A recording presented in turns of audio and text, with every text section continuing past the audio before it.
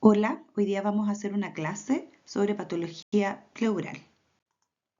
Hablaremos acerca del derrame pleural, el neumotórax y tumores pleurales. Para empezar, quiero mencionar algunas breves palabras en relación al espacio pleural. Esta es una cavidad virtual entre 10 y 20 micrones de ancho que se extiende alrededor del pulmón y que produce líquido.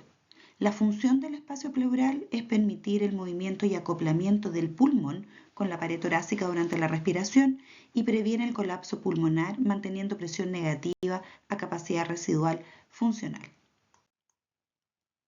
La membrana pleural está dividida en dos hojas, en la pleura visceral que recubre el pulmón y en la pleura parietal que recubre la zona costal, diafragmática y mediastínica.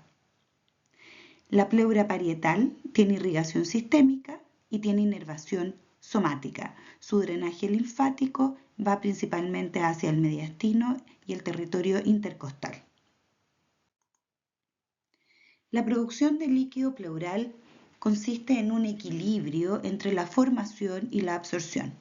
La formación se produce principalmente a través de la filtración capilar de la pleura parietal y la absorción ocurre principalmente a través de un drenaje linfático de la pleura parietal.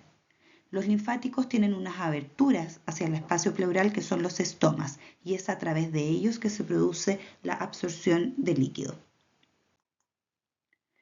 Para que haya derrame pleural, quiere decir que tiene que haber un exceso en la formación de líquido que excede la máxima capacidad de absorción. ¿Por qué puede ocurrir esto? Puede aumentar el flujo de entrada de líquido hacia el espacio pleural por un aumento de la permeabilidad capilar. Puede ser por un aumento de la gradiente de presión hidrostática. Puede ser por la disminución de la presión pleural o puede ser por la disminución de la presión oncótica plasmática. Ahí en la diapositiva tienen las características de los líquidos en cada una de estas alteraciones. También puede haber un aumento del flujo de entrada de líquido porque este puede provenir de otros sitios, por ejemplo, por la rotura de vasos sanguíneos, por rotura del conducto torácico o por paso del líquido peritoneal a la cavidad pleural por defectos diafragmáticos. También puede haber una disminución del flujo de salida a través de los linfáticos parietales. Y esto puede ocurrir por factores intrínsecos que disminuyan la contractilidad, por ejemplo, por citoquinas y endotoxinas, o por trastornos endocrinos, o por radiación, por ejemplo.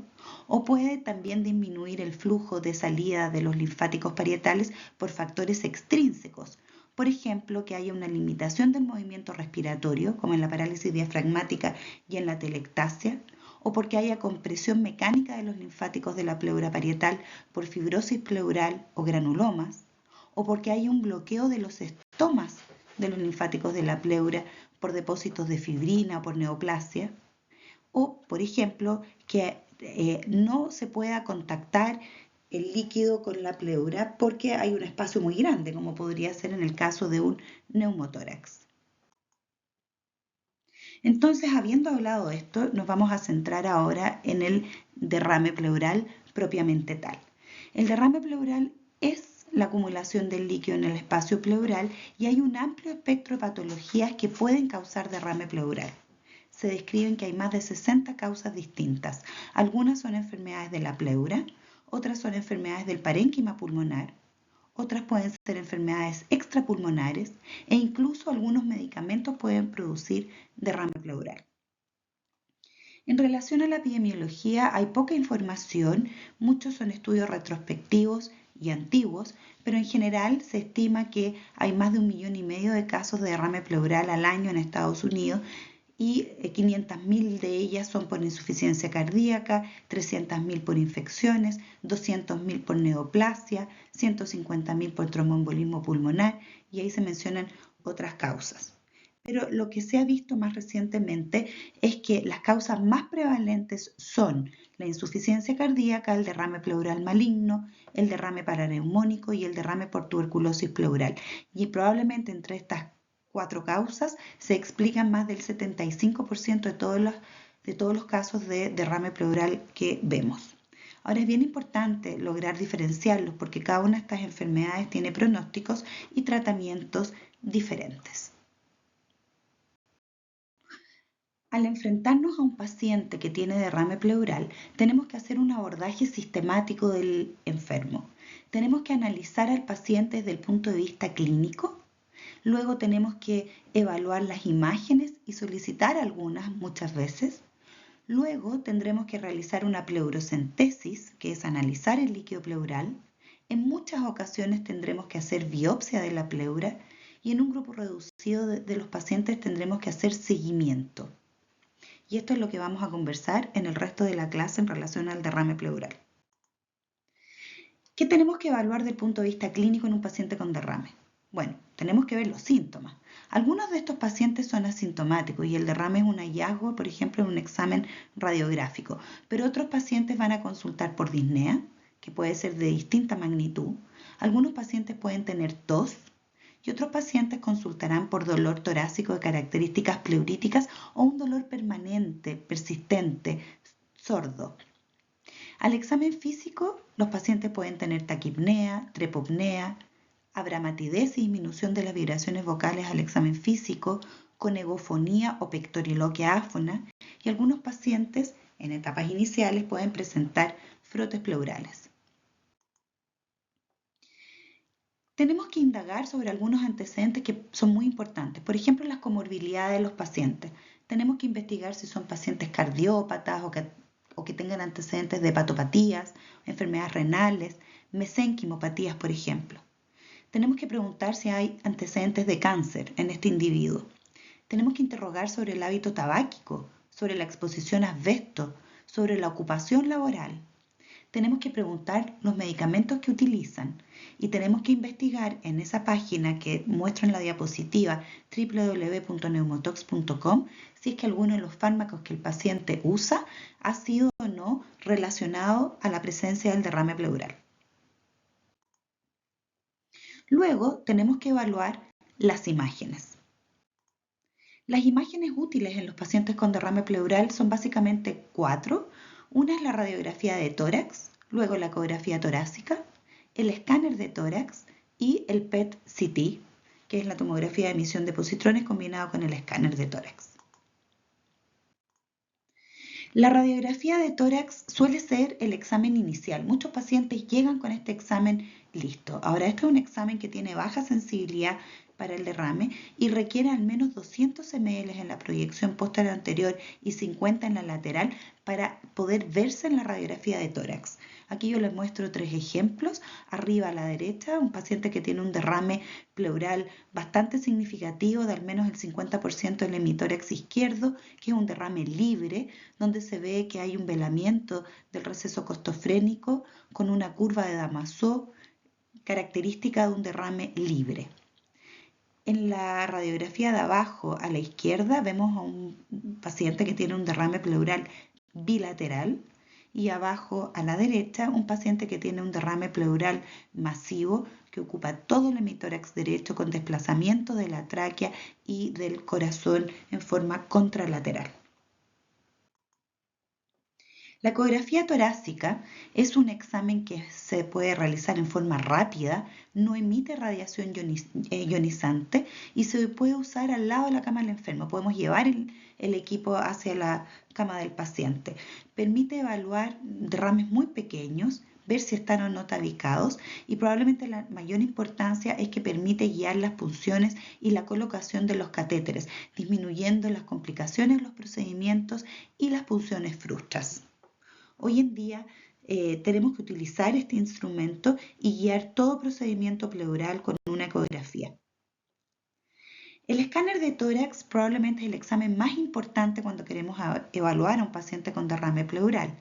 Tienen que saber que este examen debe realizarse siempre con medio de contraste y en fase venosa. El escáner de tórax permite entonces visualizar toda la cavidad pleural y al mismo tiempo permite evaluar el parénquima pulmonar y el mediastino. Permite detectar la presencia de líquidos, de masas y orienta hacia una patología benigna o maligna. Hay algunos signos que son muy sugerentes de malignidad, eso sí tienen que saber que Estos signos tienen baja sensibilidad pero alta especificidad. Y estos son la presencia de nodularidad de la pleura, irregularidad de la pleura visceral o engrosamiento de la pleura mediastínica, engrosamiento de la pleura parietal de más de 1 centímetro y el engrosamiento pleural circunferencial. Aquí yo les muestro 3 imágenes de tórax de 3 pacientes que tienen derrame pleural. En la imagen de la izquierda pueden ver ustedes un paciente que tiene un engrosamiento circunferencial de la pleura parietal irregular, con algunas nodulaciones e incluso engrosamiento de la pleura mediastínica. Tiene prácticamente todos los signos de malignidad. Este paciente tenía un mesotelioma pleural, que es un tumor pleural maligno. En la imagen del centro pueden observar un derrame pleural a izquierda con una pleura que se observa homogéneamente engrosada, pero es un engrosamiento muy delgado. Este es el escáner de tórax de un paciente que tenía una tuberculosis pleural, o sea, una patología benigna. Y en el escáner de la derecha pueden observar un paciente que tiene un derrame pleural, que está tabicado, está loculado. Pueden observar una pleura escindida, que la pleura parietal y la visceral ambas captan el medio de contraste y el líquido entonces se observa en el interior. Este es el escáner de un paciente que tenía un empiema pleural, que es una patología infecciosa benigna. El PET-CT es un examen que no se utiliza de rutina. Es útil en el paciente que tiene derrame pleural maligno porque se ve cómo capta la pleura enferma y eventualmente permitiría guiar el lugar de biopsia cuando hay que escoger un sitio y en el escáner no se ha observado ninguna zona evidente, ¿cierto? O mejor que otra para biopsiar. El PET-CT tiene falsos positivos, por ejemplo en la pleuritis urémica, en el derrame paraneumónico, en la tuberculosis pleural y después de haberse realizado una pleurodesis. Vean ustedes en esta diapositiva cómo el PET de la imagen superior capta, ¿cierto? Capta la pleura costal y también la pleura mediastínica con un foco hipercaptante, el que está indicado en la flecha. En el escáner normal también se observa engrosamiento de la pleura, pero si tuviéramos que escoger un sitio de biopsia, a lo mejor nos podríamos equivocar, ¿cierto? Y el lugar óptimo para funcionar es aquel que está indicado en la flecha y eso ya lo indicaba el PET-CT.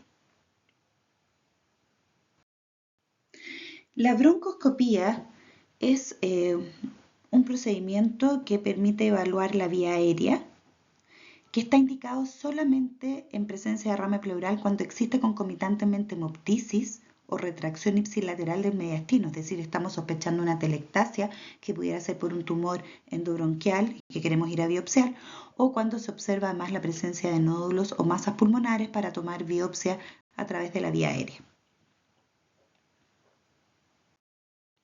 El paso siguiente, luego de haber evaluado las imágenes, es realizar una pleurocentesis. La pleurocentesis es el procedimiento por el cual se extrae el líquido pleural. La pleurocentesis se puede realizar con fines diagnósticos en los que se extraen aproximadamente 30 ml de líquido para poder enviar a todos los laboratorios y hacer un análisis completo. Y también se puede hacer con fines terapéuticos en los cuales se drenan grandes volúmenes de líquido pleural para aliviar la disnea de los pacientes y se drena todo lo que el paciente tolere. La pleurocentesis habitualmente se realiza con el paciente sentado, con los brazos levemente elevados, apoyados por ejemplo sobre un almohadón, como se muestra en la figura, de modo de horizontalizar las costillas y separar un poquitito las costillas y poder entonces realizar el procedimiento en forma más segura. La pleurocentesis debemos realizarla siempre guiada por ecografía, de modo de disminuir las complicaciones. Se punciona con una aguja conectada a una jeringa y a un sistema de llave 3 pasos con una caída libre a un receptáculo y siempre debemos puncionar en el borde superior de la costilla alejados al menos 10 centímetros de la línea medioespinal hacia lateral, de modo de evitar puncionar los vasos intercostales que cuando salen de la aorta en su trayecto inicial pueden ir por el medio del espacio intercostal y alrededor de los 6 centímetros se posicionan ya en el borde inferior de la costilla. Es por eso que puncionamos siempre el borde superior de la costilla y alejado al menos 10 centímetros de la línea medioespinal. La pleurocentesis puede ser diagnóstica y terapéutica al mismo tiempo y esto es lo que sugerimos cuando es la primera pleurocentesis sobre todo. De esta manera obtenemos muestra para estudiar en forma completa el líquido pleural. Por otra parte, drenamos el derrame de modo de maximizar el alivio de la disnea. Esto nos permite evaluar la velocidad de reproducción del derrame, si es que esto llega a ocurrir, y evitamos el estar repitiendo procedimientos en forma repetida a los pacientes. Las complicaciones de la pleurocentesis son el neumotórax, la reacción vasovagal, dolor en el sitio de la punción, sangrado por la punción de un vaso intercostal. Si puncionamos una piel que no está limpia o que tenga alguna herida, podemos provocar un empiema.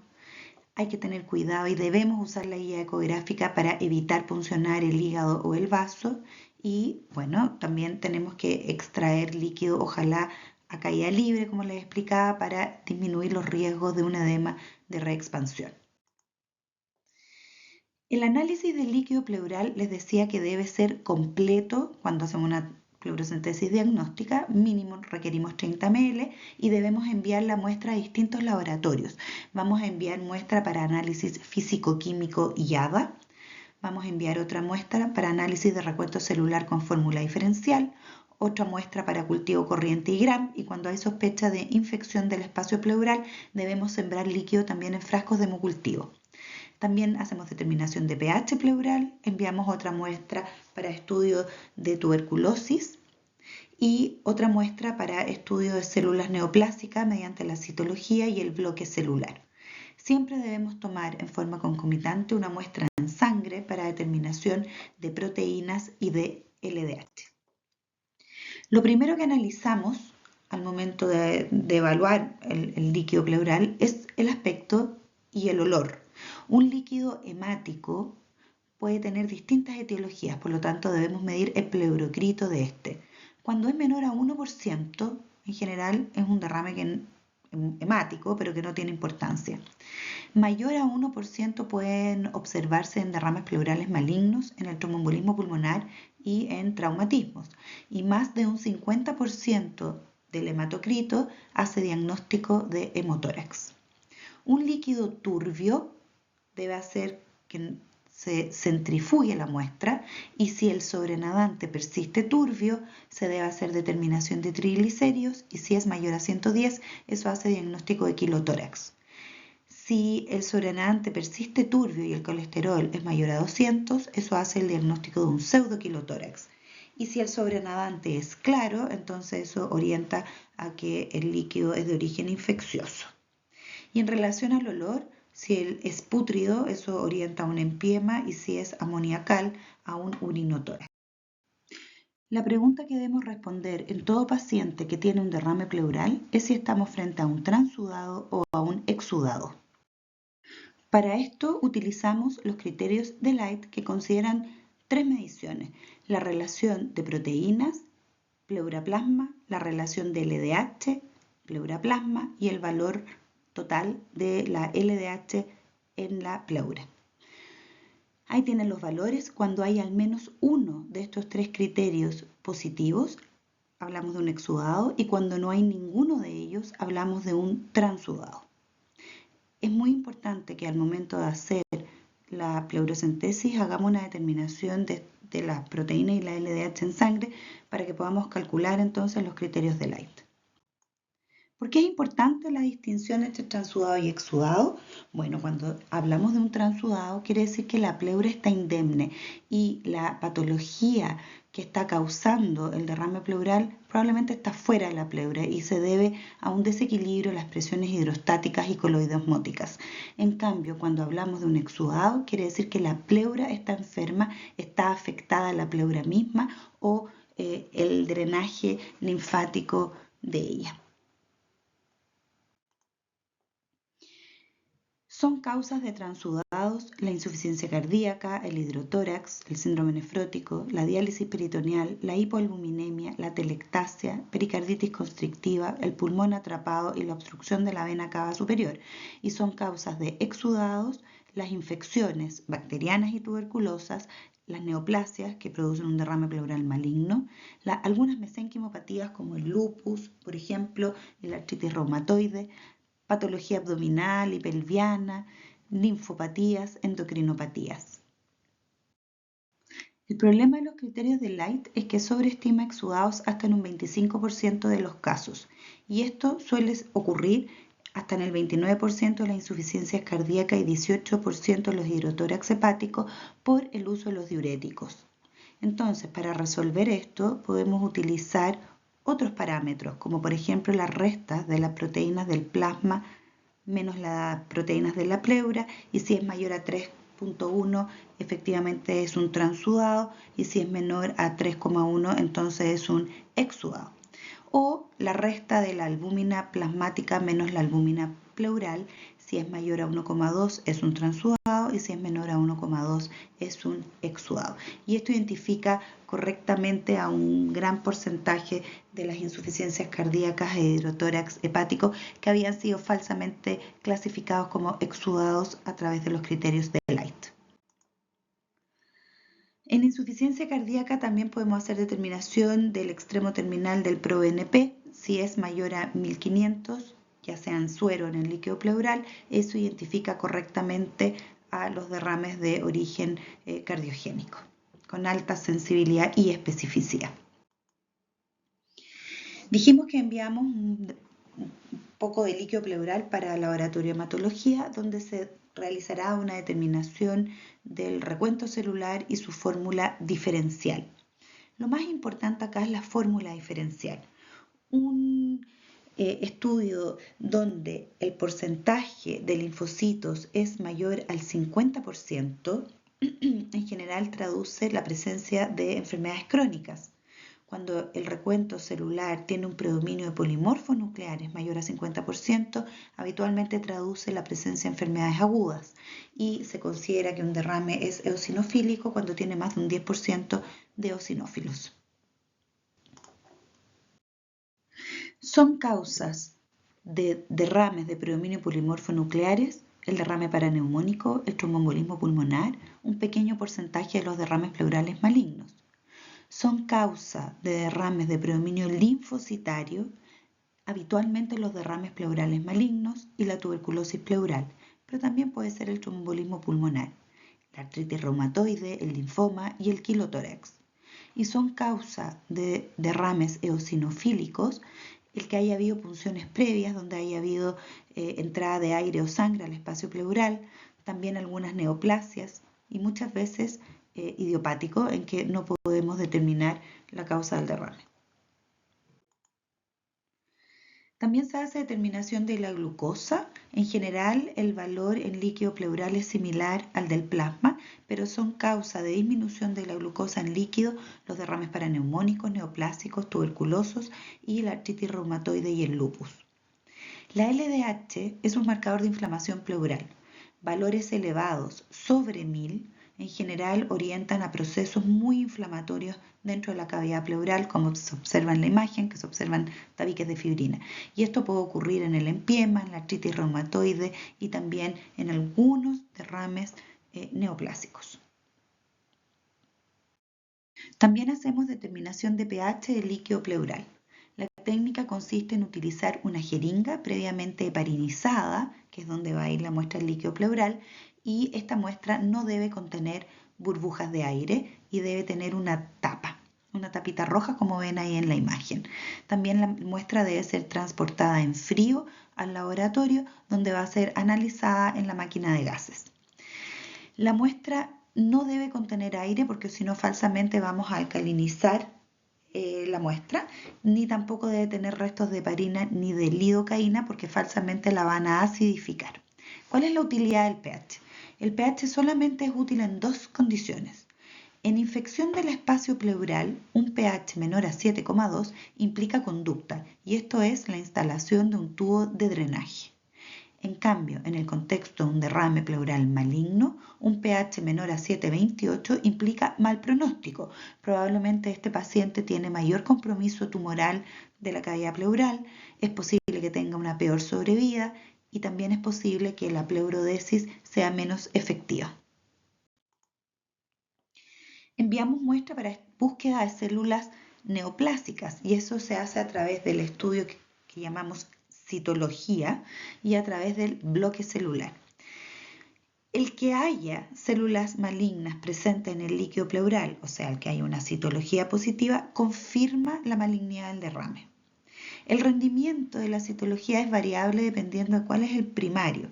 Por ejemplo, en los tumores de ovario el rendimiento de la citología puede llegar a ser un 90%, en mama hasta un 80%, en adenocarcinoma pulmonar alrededor de un 60%. Sin embargo, en un mesotelioma pleural maligno el rendimiento de la citología es bajo, aproximadamente un 10%. El bloque celular consiste en centrifugar la muestra de líquido y el pellet se fija en parafina y luego se hacen algunos cortes que se miran al microscopio. En esta técnica se conservan bastante bien las células, están también más concentradas y se ha visto que aumenta el rendimiento del examen. Permite hacer estudios moleculares y de inmunohistoquímica, identificando mejor la estirpe tumoral del tumor primario. Cuando hacemos una citología en un paciente en que sospechamos un derrame pleural maligno, si esta sale negativa, se debe ir directamente a una biopsia de la pleura y no insistir en más citológico porque habitualmente el rendimiento aumenta muy poco con una segunda muestra. Debemos enviar muestra de líquido para estudio microbiológico. Cuando hay un derrame paraneumónico, los rendimientos de los cultivos pueden llegar a ser entre un 40 y un 70%, pero si sembramos líquido pleural en frascos de hemocultivos, el rendimiento puede aumentar hasta un 21%. En tuberculosis pleural, el rendimiento de los cultivos en MGIT es alrededor de un 63% y la PCR tiene una sensibilidad de alrededor de un 68%. La determinación de adenosíndeaminasa en el contexto de tuberculosis ha demostrado tener una sensibilidad de alrededor de un 92% y una especificidad de alrededor del 90%. Se ha visto que es útil incluso en pacientes VIH positivo independiente de su nivel de CD4. En general, se considera que la adenosíndeaminasa tiene un valor positivo cuando es mayor a 33 unidades por litro con los métodos automatizados que utilizamos en la actualidad. Y su valor predictivo depende de la prevalencia de la tuberculosis en la población estudiada. En nuestro medio, la utilidad del ADA es su valor predictivo negativo, es decir, si el valor es menor a 33 unidades por litro, esto hace muy poco probable de que estemos frente a un derrame pleural de origen tuberculoso. Ahora, en nuestro medio, si tenemos un derrame de predominio linfocitario con ADA elevado, si bien es muy probable que sea una tuberculosis, también puede ser de otro origen. Podría ser de un derrame pleural maligno, por ejemplo, de un linfoma, y también podría ser de una artritis reumatoide. Si el ADA está elevado en el contexto de un derrame pleural de predominio de polimorfonucleares, eso puede ser, por ejemplo, en el contexto de un empiema o de un derrame paraneumónico. Hay algunas determinaciones en líquido pleural que permiten hacer diagnóstico de una etiología. Por ejemplo, si el pleurocrito del líquido pleural, ¿cierto?, es mayor al 50% del hematocrito, eso es confirmatorio de un hemotórax. Si los triglicéridos en líquido son mayor a 110, eso hace diagnóstico de quilotórax. Si el colesterol es mayor a 200, eso hace diagnóstico de pseudoquilotórax. Si la relación de las amilasas pleura partido por sangre es alta, digamos, eso hace diagnóstico de una patología pancreática. También podemos hacer diagnóstico de una pleuritis lúpica cuando el ANA en pleura partido por sangre es mayor a 1, es en 160. Y podemos hacer diagnóstico del compromiso por artritis reumatoide cuando el factor reumatoideo de la pleura es mayor al de sangre. Si hiciéramos citometría de flujo, podríamos hacer el diagnóstico de un linfoma pleural al demostrar la clonalidad de los linfocitos. Con la determinación de beta-2 transferrina en líquido pleural, podemos hacer el diagnóstico de una fístula duropleural. Esos son los exámenes que habitualmente permiten hacer diagnóstico. Ahora bien, si con todo lo que hemos realizado de análisis del líquido pleural aún no tenemos un diagnóstico claro, entonces debemos ir a una biopsia pleural. Tenemos 3 maneras de hacer biopsia pleural. La podemos hacer a través de una biopsia percutánea a ciegas, la podemos hacer a través de una biopsia percutánea pero guiada por imágenes, ya sea por ecografía o escáner, o podemos hacer una biopsia pleural a través de una toracoscopía. La biopsia pleural percutánea a ciegas es la que realizamos mediante la aguja de Cope en nuestro medio, que es la aguja que se ve en la diapositiva. Es una aguja que parece un crochet en la cual uno va a tomar una biopsia a cualquier lugar de la pleura sin saber si lo que estamos biopsiando está comprometido o no. Esta técnica tiene buen rendimiento cuando la patología que afecta a la pleura es homogénea, como por ejemplo en la tuberculosis pleural, que es la foto de arriba en que se ve que hay un compromiso difuso y homogéneo de toda la cavidad pleural. Entonces, sea donde sea que yo tome la muestra histológica, probablemente voy a encontrar granulomas y voy a poder hacer diagnóstico de tuberculosis. De hecho, el rendimiento diagnóstico mediante esta técnica es altísimo en tuberculosis. Tiene una sensibilidad mayor a 90%.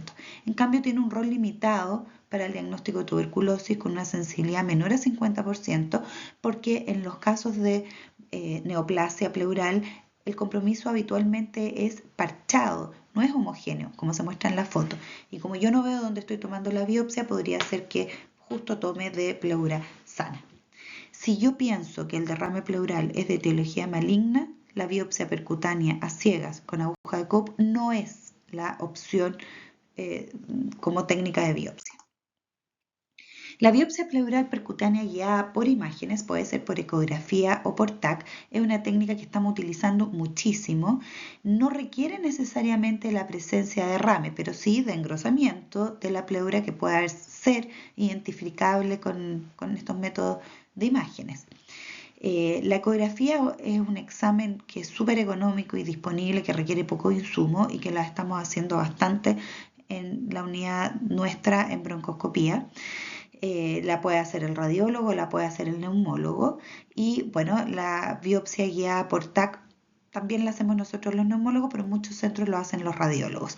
En general, estas técnicas de biopsia son rápidas, no requieren sedación, son bien toleradas, se pueden hacer en un setting ambulatorio con un periodo cortito de observación de alrededor de 2 horas. Y el rendimiento es muy alto, tienen rendimiento diagnóstico entre un 70 y hasta un 94%, porque bueno, estamos tomando biopsias en zonas en que por imágenes hay un engrosamiento y lo más probable entonces que estén comprometidas.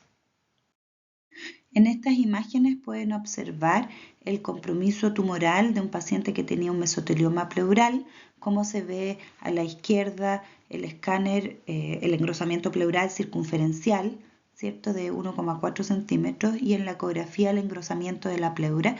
En esta condición se tomó una biopsia percutánea guiada por ecografía y se confirmó el mesotelioma. La biopsia bajo visión directa mediante toracoscopía es considerada el gold standard en el derrame pleural maligno con una sensibilidad de un 93 a un 97% y también tiene un alto rendimiento en tuberculosis pleural. Esta técnica es básicamente una técnica endoscópica de la cavidad pleural que la pueden realizar los cirujanos o los neumólogos. Se introduce el toracoscopio, se drena todo el derrame pleural y luego entonces uno puede ver la superficie pleural y el pulmón y tomar biopsias bajo visión directa de las zonas comprometidas. Habitualmente las biopsias que tomamos mediante esta técnica son bastante grandes y permiten hacer estudios moleculares e inmunohistoquímicos para poder luego entonces ofrecer una terapia de precisión a estos pacientes. También es posible realizar pleurodesis con talco en el mismo procedimiento, de modo de sellar la cavidad pleural y evitar que recidive el derrame pleural, evitando entonces tener que repetir procedimientos a futuro. Pese a todo el estudio que hemos hecho hasta este momento, hemos analizado la historia clínica de los pacientes, hemos evaluado las imágenes, hemos realizado análisis del líquido pleural e incluso biopsia. Pese a todo esto, hay aún un 10% de pacientes que quedan sin un diagnóstico claro. Y habitualmente este es el grupo de pacientes en que la biopsia pleural ha sido informada con pleuritis crónica. Este es el grupo de pacientes que requiere un seguimiento durante los próximos 2 años. La pleuritis crónica no es un diagnóstico clínico, es solamente un diagnóstico histológico. Lo único que podemos decir en este grupo de pacientes es que probablemente más del 80% de ellos va a tener una resolución espontánea del derrame, nunca más va a volver y bueno, fue una pleuritis benigna, pero en realidad no sabemos qué fue lo que la originó. Sin embargo, se ha visto que a largo plazo alrededor del 4 a 15% de estos enfermos desarrollan una neoplasia, habitualmente un mesotelioma pleural. Y es por esto es que a los pacientes cuya biopsia se informa con pleuritis crónica inespecífica, los seguimos por 2 años.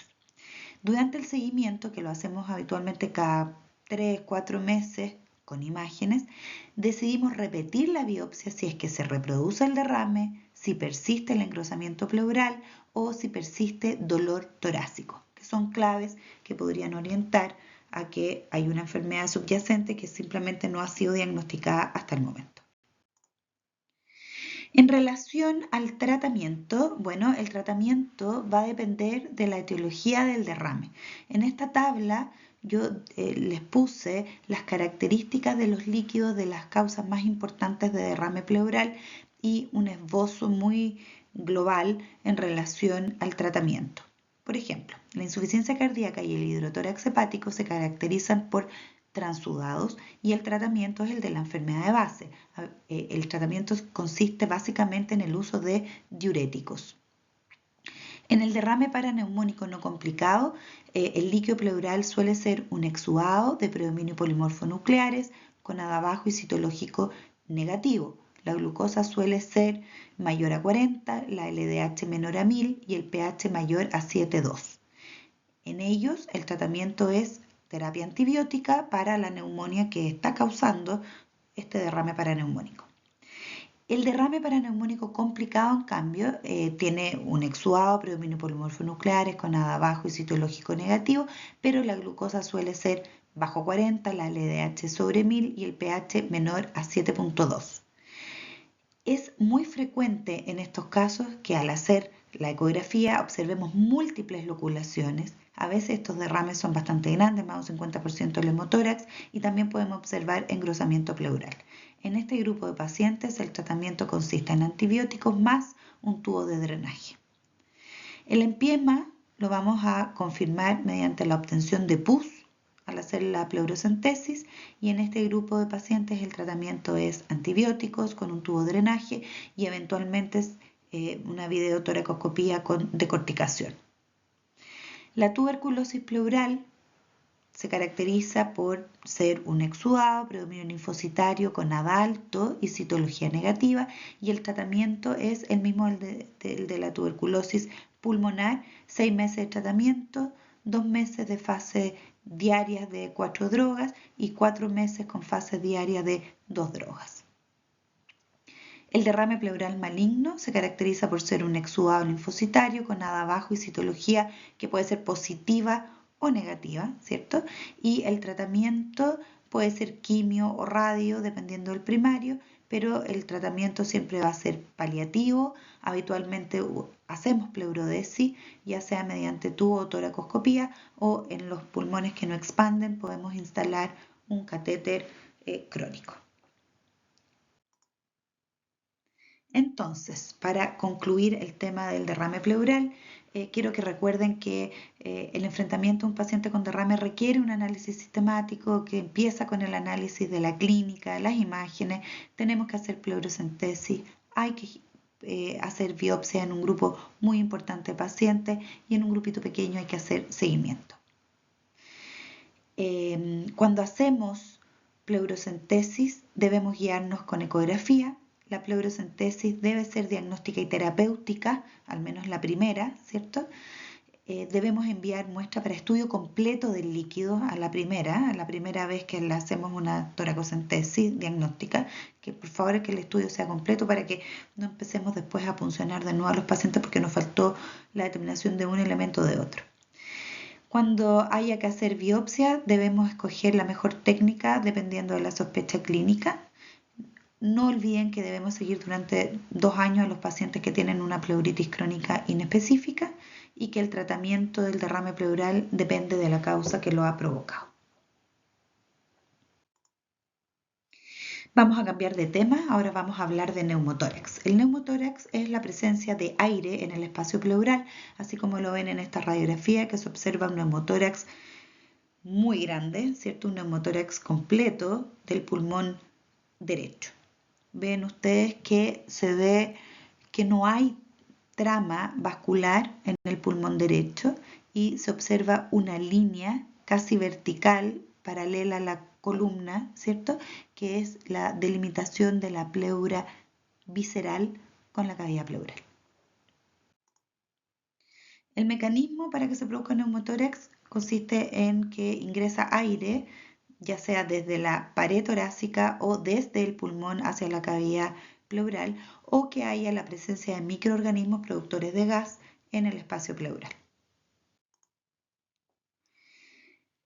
La clasificación morfológica y anatómica es variable, esta es una de ellas, de la CEPAR, de la Sociedad Española, en que un neumotórax se clasifica como parcial cuando hay un neumotórax pequeño, ¿cierto? Como muestra ahí en el vértice del pulmón, un neumotórax completo cuando están separadas la pleura parietal de la visceral y un neumotórax total cuando se observa un colapso del pulmón con formación de un muñón. Hay otras clasificaciones que pueden ser numéricas como esta, alrededor de un 15% cuando se observa esta imagen, un 30% cuando hay un neumotórax completo y se habla de un neumotórax de un 70% cuando hay un colapso total del pulmón. Los neumotórax se clasifican en espontáneos y espontáneo primario o espontáneo secundario. El espontáneo primario es aquel que ocurre sin que exista una enfermedad pulmonar conocida subyacente. Y el neumotórax espontáneo secundario es aquel que ocurre en un paciente en que se sabe que tiene una patología pulmonar subyacente. Y también existe el neumotórax traumático y iatrogénico.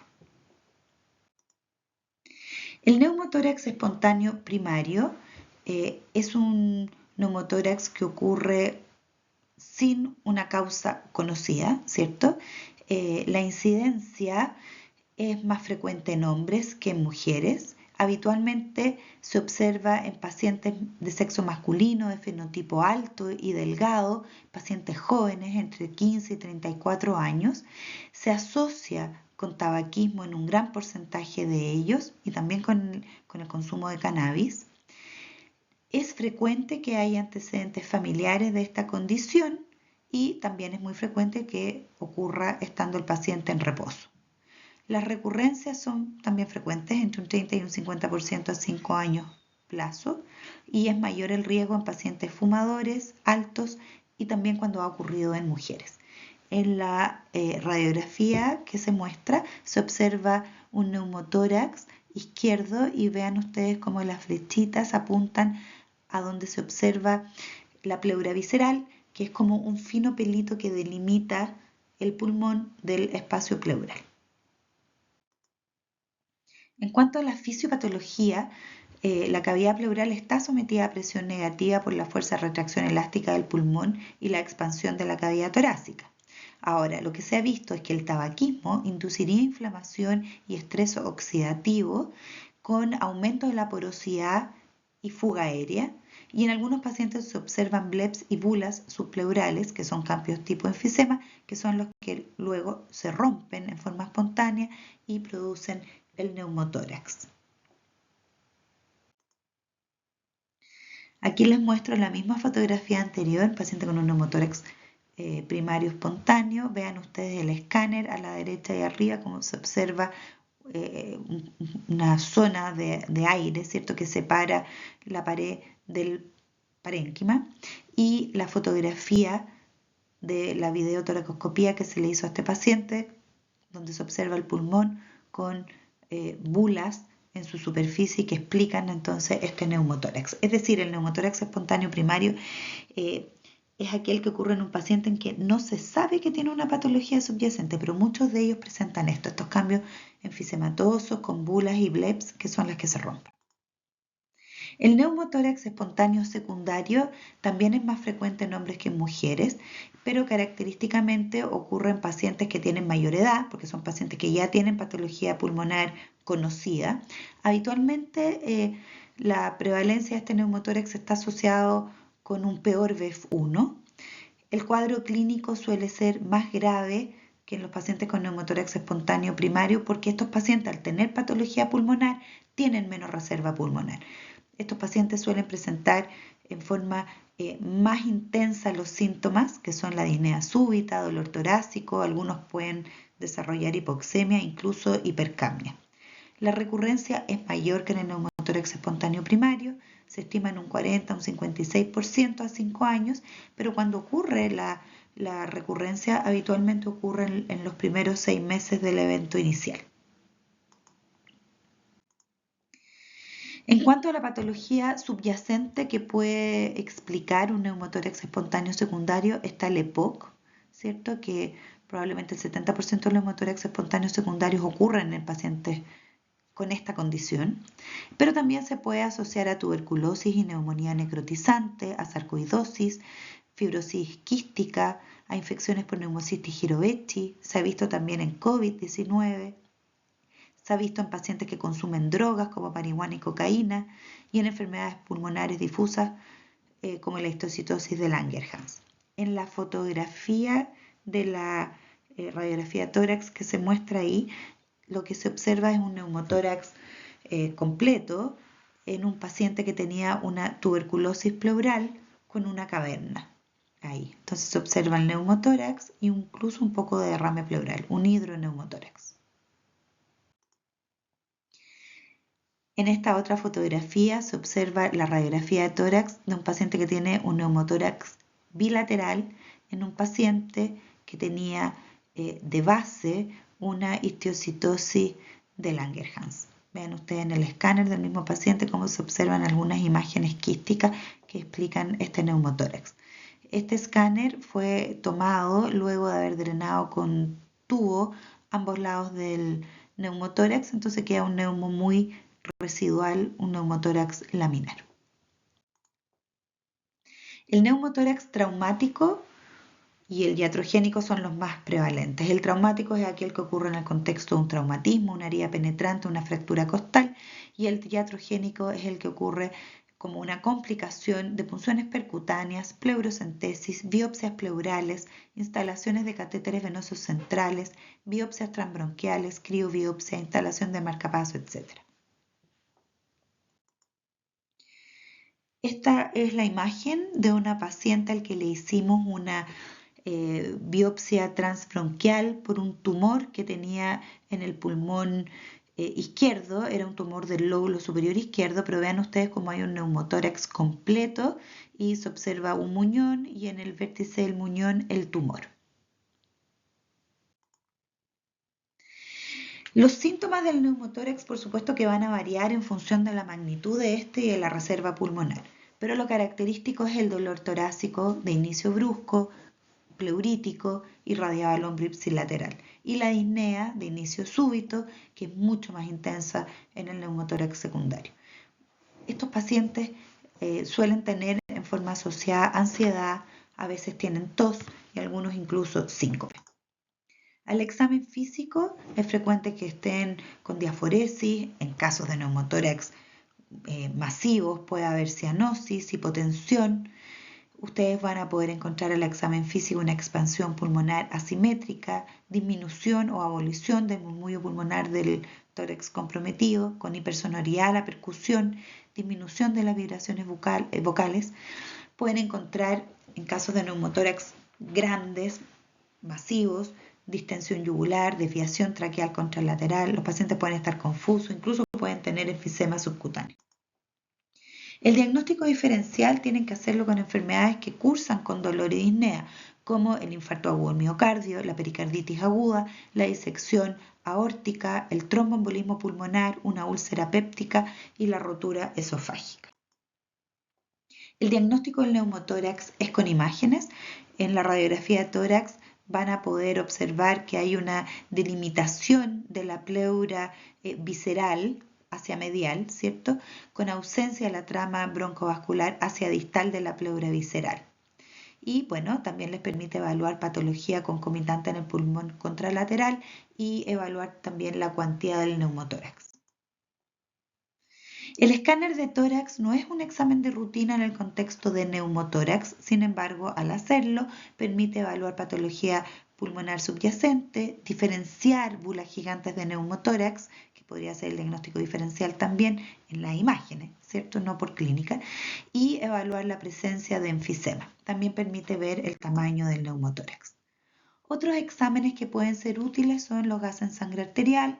Algunos pacientes van a tener hipoxemia o hipocapnia con alcalosis respiratoria, y al electrocardiograma, disminución del voltaje en los complejos QRS con inversión de la onda T en los neumotórax masivos izquierdos. En relación al tratamiento no hay consenso. El objetivo es reexpandir el pulmón y evitar las recidivas, y hay varias opciones. Los pacientes pueden ser observados con o sin oxígeno suplementario, se puede realizar una aspiración con aguja, se puede instalar un tubo pleural con o sin realizar pleurodesia en forma posterior, se puede hacer cirugía videoasistida o se puede llegar incluso a una toracotomía, cosa que hoy en día es excepcional. La opción terapéutica va a depender del tamaño del neumotórax, de la presentación clínica, de la posibilidad de recurrir y de la patología de base. Y el lugar de tratamiento puede ser setting ambulatorio, en la urgencia, hospitalizado o incluso en la UCI. Podemos observar un neumotórax si es que el paciente está estable, si el neumotórax es pequeño, menor a un 15% o menor a 2 a 3 centímetros desde el vértice, ¿cierto? Y estos pacientes requieren un seguimiento estrecho y se estima que la reabsorción del neumotórax es de 1,25% por día. Podemos optar por aportar oxígeno, 3 litros por minuto, algunos pacientes que tienen neumotórax un poco más grande, porque se ha visto que esto permite manejar la hipoxemia y que aumenta la velocidad de reabsorción del neumotórax hasta 4 veces. Podemos realizar aspiración de un neumotórax cuando este es mayor al 15%, siempre y cuando no haya compromiso hemodinámico, o podemos poner un tubo de drenaje pleural cuando el paciente tiene inestabilidad clínica o cuando es una recurrencia de un neumotórax espontáneo primario, cuando es un neumotórax espontáneo secundario, y para esto utilizamos tubos entre 2 y 22 French y no requiere uso de aspiración. Para la prevención de recurrencias hacemos videotoracoscopía, que permite resecar bulas y efectuar pleurodesis para sellar el espacio pleural y que entonces no pueda volverse a tener un neumotórax. ¿Qué pacientes pueden ser objeto de una pleurodesis y evitar así la recurrencia? Bueno, los pacientes que tienen profesiones de riesgo, como los buzos y los pilotos, ya que si tienen un neumotórax, ya sea buceando o en altura, a lo mejor no tienen tiempo para llegar a un servicio de urgencia. En los pacientes que hay neumotórax espontáneo secundario y en los neumotórax en general, cualquiera de ellos que haya recidivado. El neumotórax, atención, es una emergencia, puede ser causada por cualquier etiología del neumotórax y en esta condición existe entrada de aire al espacio pleural en cada respiración. Entonces se va acumulando aire dentro de la cavidad. Existe un colapso total del pulmón con desviación de estructuras del mediastino en forma contralateral, el corazón, los vasos, la vía aérea, y puede haber acodamiento en las venas cavas, lo que disminuye el retorno venoso, disminuye el gasto cardíaco con riesgo de shock hemodinámico. El diagnóstico es mediante la radiografía de tórax y, como les dije, esto es una emergencia. El tratamiento consiste en una punción con una aguja sobre el borde superior de la costilla y simplemente dejarla y luego instalar un tubo de drenaje pleural.